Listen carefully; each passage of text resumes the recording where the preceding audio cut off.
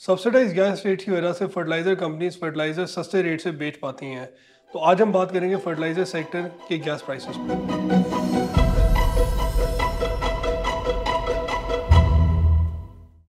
हमने देखा कि नवंबर 2023 में ओगरा ने नोटिफिकेशन निकाली जिसमें उन्होंने फर्टिलाइज़र कंपनीज की गैस प्राइसेस मेनली एसएसजीसी और एसएनजीपीएल नेटवर्क पे जो कंपनीज हैं उनके लिए गैस प्राइसेस इंक्रीज़ की, जो कि 580 रुपये पर MMBTU फ्यूल फीड और 1580 पर MMBTU फ्यूल पे उन्होंने इंक्रीज़ की,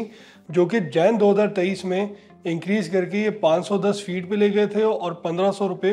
फ्यूल पे ले गए थे। इन नोटिफिकेशंस के अंदर हमने देखा कि जनवरी में और नवंबर में दोनों में मारी नेटवर्क के ऊपर जो डायरेक्टली कंपनीज हैं उनकी उस पर वो साइलेंट रहे, तो उनकी प्राइसेस इंक्रीज़ नहीं की, जो कि 2020 की नोटिफिकेशन के हिसाब से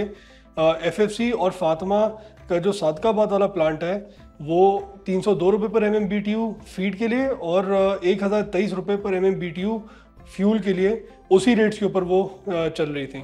इससे फिर एक कन्फ्यूजन होती नज़र आई कि एफएफसी के प्लांट्स और फातिमा के सादकाबाद वाले प्लांट को दोबारा एक एडवांटेज मिलेगा कि जहां उनको कम रेट के ऊपर गैस मिलती रहेगी। पर दिसंबर 14, 2023 पे हमने देखा कि ओगरा ने एक और नोटिफिकेशन निकाली जिसमें मारी नेटवर्क वाली कंपनीज की गैस प्राइसेस को उन्होंने इंक्रीज़ करके एसएसजीसी और एसएनजीपीएल वाले रेट्स पे लिया है, जो 580 पर MMBTU फीड पे है और 1580 पर MMBTU फ्यूल पे है। ये प्राइसेस इफेक्टिव हैं अक्टूबर 2023 से। इसके बाद हम देख रहे हैं कि तकरीबन फर्टिलाइज़र सेक्टर जो है वो उसकी गैस प्राइसेस रैशनलाइज हो गई हैं और एक ही रेट पे आ गई हैं। अब गैस प्राइसेस के अंदर डिफरेंस सिर्फ एक ही जगह पे है कि जहाँ पे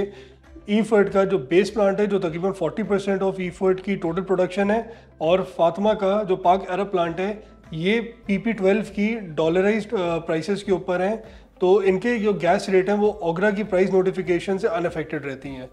दूसरी तरफ फातिमा फर्टिलाइज़र का दाऊद हरक्यूलिस वाला प्लांट है और AGL के जो प्लांट्स हैं वो एक मिक्स में चलते हैं जहाँ पे उनको साल का कुछ हिस्सा लाइन गैस मिलती है और ख़ास तौर पे रबी सीज़न में जहाँ गैस की शॉर्टफॉल होती है वहाँ पे उनको RLNG देना शुरू कर देते हैं। तो इनका जो रेट फिक्स हुआ है वो अभी 1239 पर MMBTU पे हुआ है, जो हायर साइड पे है कंपैरेटिवली। इस सारी डिस्कशन का इम्पैक्ट यूरिया की प्राइसेस पे आता है, जो हमने रिसेंटली देखा कि सारी फर्टिलाइज़र कंपनीज ने अब यूरिया की प्राइसेस को 3411 रुपये पर बैग के ऊपर रैशनलाइज कर दिया है। आगे चलते हुए हमें ये चीज़ नज़र आती है कि इसमें मज़ीद डिस्टॉर्शन आ सकती है प्राइसेस के अंदर, क्योंकि अभी भी गैस के जो रेट्स हैं वो बिल्कुल इक्वल नहीं है। अब जैसे ई-फर्ट और फातिमा का एक प्लांट जो है वो PP12 के रेट्स में है, जिसका इम्पैक्ट ग्लोबली ऑयल वॉलेटिलिटी की वजह से उन पे इम्पैक्ट आ सकता है, तो वो भी अकाउंट फॉर करना है। दूसरी तरफ फातिमा, फर्ट और AGL ये ऑलरेडी हाई रेट के ऊपर गैस लेते हैं, तो इसका भी इम्पैक्ट मज़ीद पड़ सकता है, क्योंकि ये रेट्स भी हम देख रहे हैं कि ये रेट्स भी मज़ीद हाई होते जा रहे हैं। इस पूरी सूरत हाल में एफएफसी को बेनिफिट मिलता नज़र आ रहा है, क्योंकि एफएफसी के जो सारे प्लांट्स हैं वो एक कंसिस्टेंट रेट के ऊपर ही चल रहे हैं। और दूसरा अभी हमने देखा कि थर्ड क्वार्टर के अंदर इन्होंने जो अपनी कॉस्टिंग है उसमें फीड और फ्यूल के रेट्स को प्रूडेंटली जो हाई रेट्स हैं उनके ऊपर बुक किया, जो कि 302 रुपये पर MMBTU फीड पे उन्होंने इंक्रीज़ करके 580 पर MMBTU पे कर दिया था, और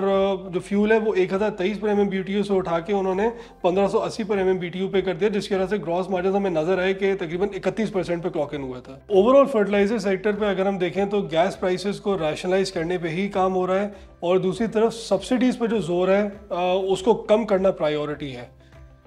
दूसरी तरफ बातें अभी तक डिस्कशंस बहुत चल रही हैं वैको की इम्प्लीमेंटेशन के ऊपर, जिससे हमें भी ये फील होता है कि जब ये रैशनलाइज हो जाएंगे गैस प्राइसेस तो इन पर सर्कुलर डेट के ऊपर बर्डन कम होता जाएगा।